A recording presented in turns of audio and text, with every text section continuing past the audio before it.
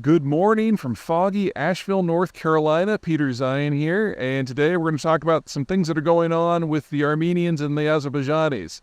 Now, Armenia and Azerbaijan are two of the 15 post-Soviet republics. They were constituent parts of the Soviet Union, and they fell into war between the two of them while the Soviet Union still existed. Gives you an idea of the depth of the animosity.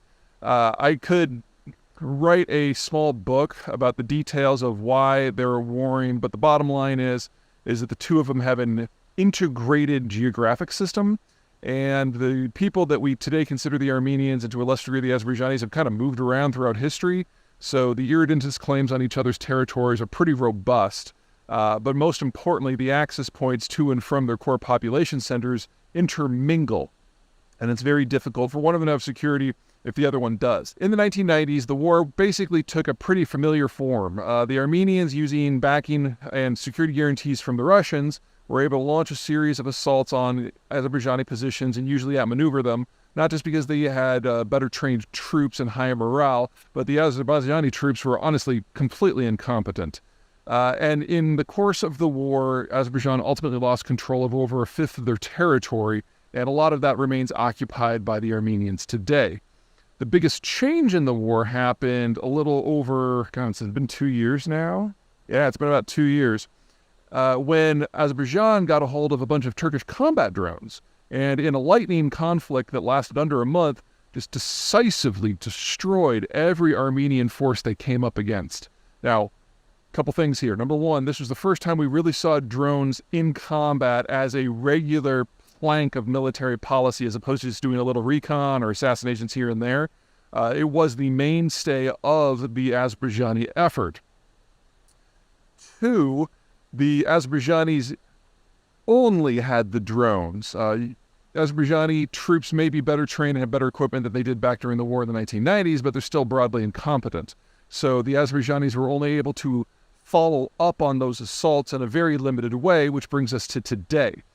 We've had two big changes in circumstance. Number one, the Azerbaijanis have spent the last year training up their regular forces. They're still undoubtedly awful, but they're not as awful as they used to be. And so if we were to see a repeat of the war of 2 years ago when the drones cleared the way, the Azerbaijanis undoubtedly would be able to advance further and take more territory. And they know it, and the Armenians know it. On the other side of things, the Armenians' security guarantor, the Russians, is bogged down up to its eyeballs in Ukraine. Sorry for the mixed metaphor there. That's all I got. And they've been steadily pulling troops out of every other operation that they've got everywhere. A lot of the African troops have been pulled back.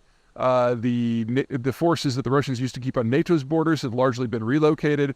There are other troops in the Caucasus that have been returned. As for the Russian forces in Armenia that are supposedly there to guarantee the security of their ally, will they fight?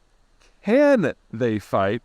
And is all of their equipment still there? And do the Russians even have the capacity to think about getting involved in a second military conflict? Remember that Russian forces don't have a land connection to Armenia that's direct. They have to go through either Georgia or Azerbaijan, two countries that obviously have a vested interest in that not happening if they feel they can stand up to the Russians, which now they might. So if you are Armenia, your only solution here is to find another security guarantor. And options are thin.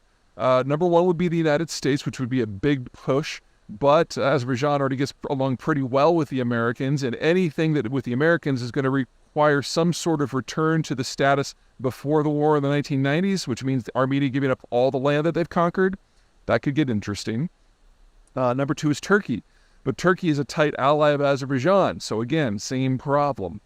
That just leaves Iran. Now, Iran is Muslim, Armenia is Christian, but as geopolitics knows no loyalties, the two of them have been de facto allies for most of the time since the post-Soviet collapse. Iran and the Russians, while they don't always see eye to eye, broadly do see the Turks and the Americans as a problem. And Azerbaijan is populated by Azerbaijanis. And the single largest ethnic minority in Iran are people of Azeri descent. So the Iranians have always been concerned about having an independent Azerbaijan on their borders. Which brings us to an interesting little quirk here. The Armenian lobby in the United States is very powerful, not just because of culture. This isn't just sharing the Kardashians. It is very deeply wound itself into the U.S. State Department and into Hollywood. And as a result, usually the second, third, or fourth largest single component of the U.S. aid budget has been going to Armenia. And that was established during the wars in the 1990s when it was the Armenians who were very clearly the aggressors. It's a potent force, even today, especially in Congress. Which means as Armenia is looking for alternatives, we're going to see something really colorful in the United States. We're going to see the entrenched Armenian lobby going head-to-head with the entrenched anti-Iranian lobby, because the two of them on this topic are going to be diametrically opposed. And against all of this, you've got the Azerbaijanis trying to figure out what they can do next. Whenever you have a mountainous territory, it's all about the access points. There are very few places in a lot of mountain chains where you can run supplies or troops or transport or economics, and you fight over those corridors. There are a couple of those corridors that are now in dispute, they were always in dispute, in hot dispute between the Armenians and the Azerbaijanis. And if the Azerbaijanis get their way, they're going to be able to cut a connection, really the only one that matters, between Armenia and Iran altogether. That can't help but trigger a response from Tehran, and all of a sudden U.S. politics get very interesting on this topic. It's one of those weird things where domestic politics and foreign politics can merge in a way that is, delightfully lively.